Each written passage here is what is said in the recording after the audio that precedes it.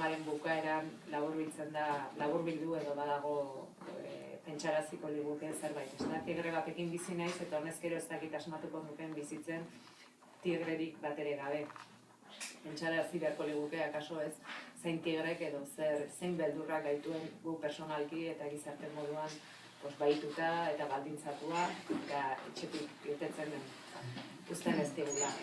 Esaten da mundua, batzuk esaten dute dirua mugitzen duela, beste batzuk sexua, beste batzuk maitasuna, nik esango nuke beldurrak mugitzen duela askotan, naiz eta beste mozorro batzuk hartu, mozorrotuta etortzen zaigun beldur hori, baina askotan beldurrak mugitzen du mundua eta gure mundutxo txikiak. Egia esan, testu hau, lehenengo aldiz irakurri nuenean, olako, desasosegua sortu zidan, baina hortik aurrera egia esan kosta egiten zitzaidan, baita ere azken irakurketa sartzea. Asko irakurri dut, askotan irakurri dut, eta konturatu naiz, zenbat eta gehiago irakurri, nolabait ere poemak, baita marrazkiak ere, harrapatu egiten zaituztela, ez?